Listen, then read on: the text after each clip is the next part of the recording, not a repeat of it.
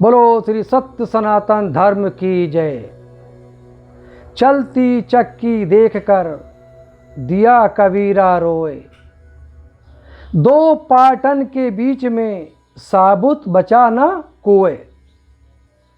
पर चक्की चले तो चलने दे, पर चक्की चले तो चलने दे, तू काहे कबीरा रोए। एक खूंटे को पकड़ ले तो तोहे पीस सके ना कोई। सम्राट लिखते हैं, झूठ कपट छल छोड़ दे, तू झूठ कपट छल छोड़ दे, तभी गुरु का शरण तू पाएगा। अरे स्वाद तो चख गुरु ज्ञान का, तेरा जीवन सफल हो जाएगा। मूर्ति पूजा करना चाहिए या नहीं? मूर्ति की पूजा करना चाहिए या नहीं?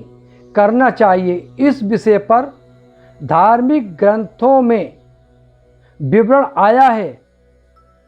आज मैं उस पर प्रकाश डालता हूं। अगर मूर्ति पूजा करना निषेध है तो प्रभु श्री राम ने अपने समय में लंका में प्रवेश करने से पूर्व रामेश्वरम में तथा अन्य सभी अन्य स्थानों पर, कई स्थानों पर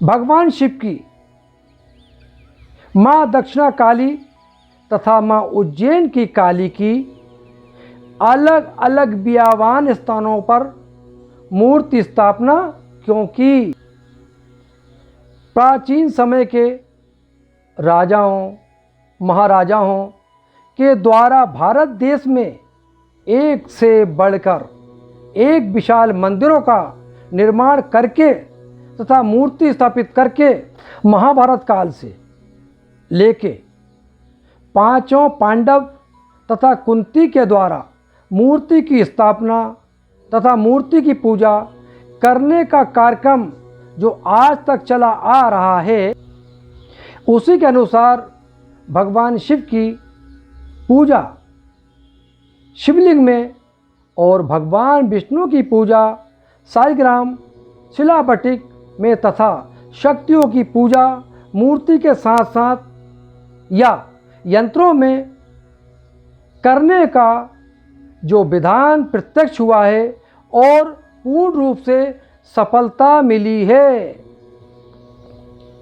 एक दोहा प्रस्तुत करता हूं संसार के प्राणियों के लिए। कोई नेक काम कर जा, कोई नेक काम कर जा, दुनिया में नाम कर जा। इंसानियत का भी तू कोई काम कर जा। हे मौत तेरी मंजिल, हे मौत तेरी मंजिल और जिंदगी सफ़र है, मरने के बाद का भी तो इंतजाम कर जा।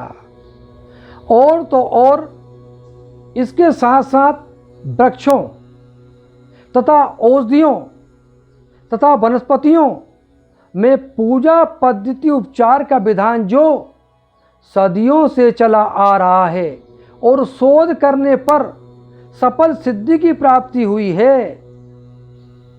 सम्राट दोहा लिखते हैं, प्रस्तुत करते हैं, हर सिद्धि प्रेम सागर है। मेरे शब्दों को पहचानो। हर सिद्धि प्रेम सागर है, ज्ञान में तुम्हारे मां। हे सिद्धियों का नाच मां, मुस्कान में तुम्हारे मां। साधना में चूर रहूं, साधना में मैं चूर रहूं, मुझे अनंत मां भक्ति दो। सदा प्रत्यक्ष दर्शन करूं, ऐसी भक्ति में मां मुझे शक्ति दो। और तो और जो मूर्तियां अपने आप प्रकट हुई हैं, ये सत्यता का प्रमाण पूर्ण रूप से मूर्ति पूजा का क्रम सत्यता की ओर दिखाता है तो मूर्ति पूजा का वर्जित का प्रश्न ही नहीं उठता।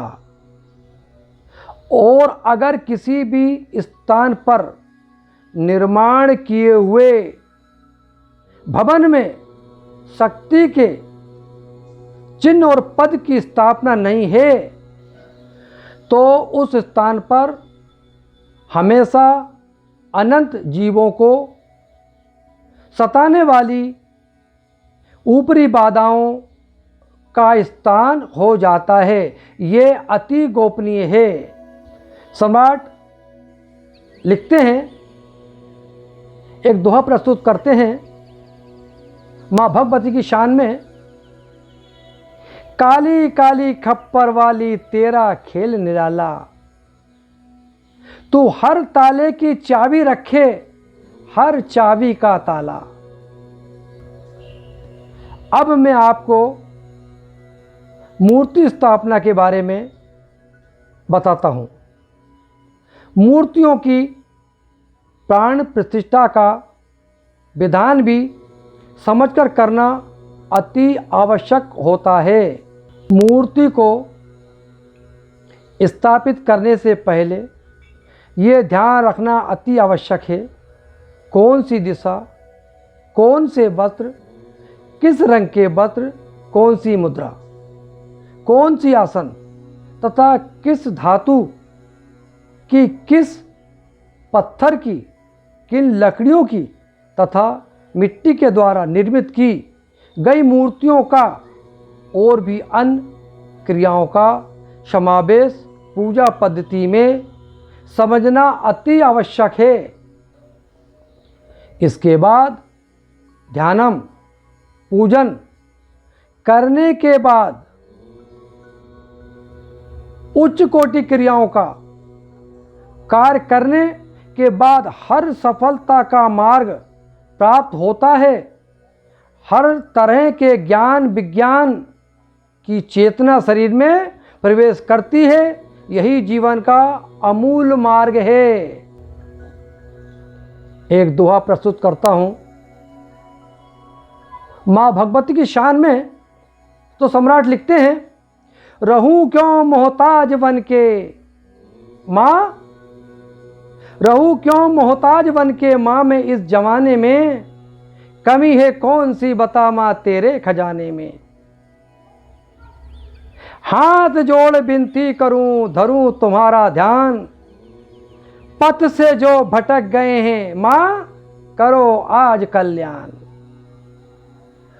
इन क्रियाओं को कहां कब और कैसे करने के मार्ग को समझने के लिए गुरु दीक्षा की परंपरा सदियों से आज तक चलती चली आ रही है। हर शक्ति की साधना आराधना के नियम में अलग अलग पद्धति का, अलग अलग क्रियाओं का समावेश छुपा हुआ है। इन क्रियाओं के बारे में समूचे ब्रह्मांड से लेकर समस्त सृष्टि से लेकर जो मार्ग है उस मार्ग को भली भांति अपने शिष्य को समझा सके वही तांत्रिक गुरु संसार में योग माना जाता है। आने वाली घटना से पूर्व लगभग 20 साल तक की अवधि का ज्ञान रखता हो, हर ऊपरी बाधा का, पित्त दोष का तथा अज्ञानतावश शक्ति की छेड़छाड़ होने के कारण और शक्ति विचलित होने पर तथा जन्म कुंडली से लेकर रोग तथा दोषों से लेकर हर दोषों के फन से निकालने की क्रिया से लेके पूर्ण रूप से स्वस्थ तथा सुरक्षित कर सके मनुष्य के जीवन को हर कष्ट से निकाल करके दीर्घायु, धन धान्य, अनंत कोटि सुखों का स्थान प्राप्त करा सके वही सर्वश्रेष्ठ तांत्रिक गुरु माना जाता है। सम्राट लिखते हैं, लगा दे बाग आग में। लगा दे बाग आग में, उसे हम ठाठ कहते हैं, और पलट दे जो तूफानों को, उसे सम्राट कहते हैं। संसार को सुख देने के लिए तांत्रिक गुरु ऊपर से बनकर आते हैं, और ये गुरु साधारण नहीं होते। लोग मोह धन व्यवसाय करके धर्म के नाम पे छल कपट ढोंग धतूरा के मार्ग में फंसाकर जो आज ये कार्य चरण सीमा पे हो रहा है, इसी का परिणाम है धर्म से लोगों की आस्था कम हो रही है, साथ ही धर्म से मोह भंग हो रहा है। जय भवानी की जय, जय भवानी की।